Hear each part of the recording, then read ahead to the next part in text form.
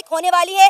जिस तरह से इंडिया ने झेलम रिवर के अंदर पानी छोड़ा और इंडिया की जो मिलिट्री है लगातार एक्सरसाइज कर रही है, पाकिस्तान को इस बात का एहसास हो चुका है कि जल्द ही इंडिया की जानिब से एक बड़ी कार्रवाई होने वाली है, जिसको मद्देनजर रखते हुए पाकिस्तान के मिनिस्टर ने एक बहुत बड़ी स्टेटमेंट दी है।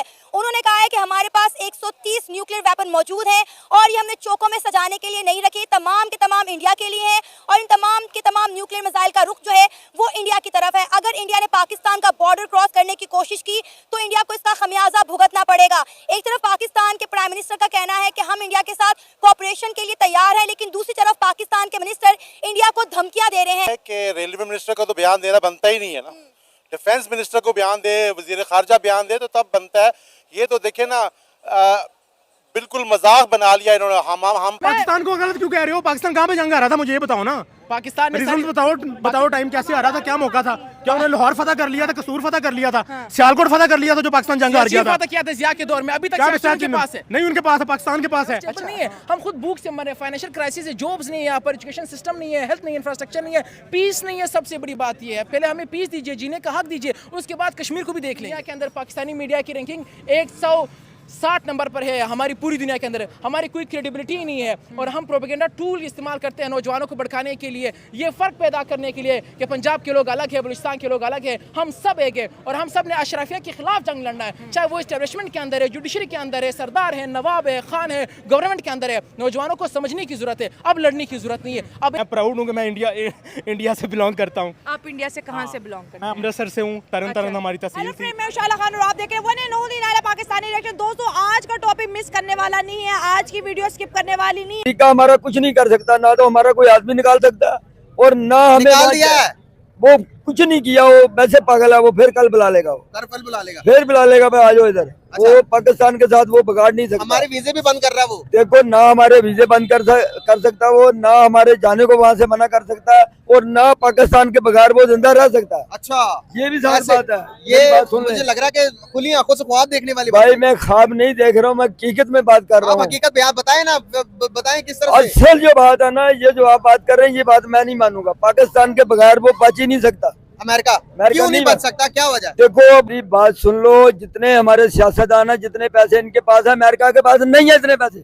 जितनी उधर अमेरिका के अंदर आधी प्रॉपर्टी तो तुम्हारे सियासतदानों की है। अच्छा, अब कैसी बात कर रहे हैं आप? अंकल, पैसों में कितना अमेरिका की जीडीपी का पता है कितनी होती है? मेरे को नहीं पता जीडीपी का, मैं अनपढ़ आदमी हूँ। बहरहाल मैं ये नहीं पता तो फिर आप कैसे कह सकते हैं? ये जानता हूँ कि हमारी फौज है जो अमेरिका का पर कैपिटा। पाकिस्तान में इस्लामिक निजाम होना चाहिए, बिल्कुल होना चाहिए। इंडिया में फिर ऐसे, इंडिया में हिंदू रहते हैं, वो कहते हैं हम इधर हिंदुओं का निजाम रख देते हैं, हम कहते हैं इंडिया सेकुलर हो, मिलके आरएसएस का मिलके हिंदुइज्म को वो जो भी कर रहे हैं। उन्होंने 80,000 फौज भेज भी दी है। किन्होंने? हमारे चीफ आर्मी स्टाफ ने, आपको पता है? किधर? गजा में। अच्छा, सुना मैंने भी, खबर सुनी नहीं है वैसे। चले करो उठ के, मैं आन के फजूल बातें करो इधर टीवी पे। मुझे ये बताएं, 80,000 पाकिस्तानी फौज गजा में चली गई है? हाँ जी। अगर आप नहीं जंग कर सकते, कम से कम वहाँ से जो बच्चे हैं, जो औरतें हैं, जो बुजुर्ग हैं, उनको तो निकाल लें। वो 20 लाख या 10 लाख जो लोग बच गए, गजा पट्टी खाली करते हैं, सर करते हाली यार।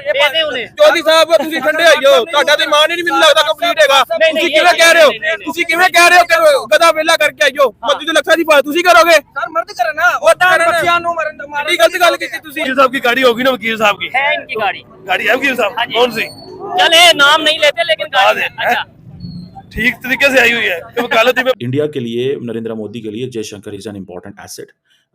He has been technocrat, he has served in foreign service, reached to the foreign secretary, then understands the international politics, and then explains India's worldview in an Indian way.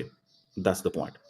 और अगर आप ये देखें कि जो उन्होंने कहा कि जयशंकर ने कहा कि जनाब, जब से ये गवर्नमेंट 2014 में आई है तो पाकिस्तान को हमने बड़ा क्लियरली बता दिया कि दहशतगर्दी नहीं चलेगी, टेररिज्म। ये मैं समझता हूँ पाकिस्तान की बहुत बड़ी नाकामी है कि पाकिस्तान इस नैरेटिव को अनडू ही नहीं कर सका। पाकिस्तान ये कहता रहता है जी अफगानिस्तान के ज़रिए जी इंडिया में डिस्टर्ब कर रहा है, डिस्टेबलाइज कर रहा है, वो जी क्या नाम है उसका, बांग्लादेश बलोचिस्तान के अंदर वो बैठे हुए हैं, हमें वहाँ पे सपोर्ट कर रहे हैं BLA को। कहते रहें, कौन आपकी सुनता है? क्योंकि आपको बात सुनानी नहीं आती।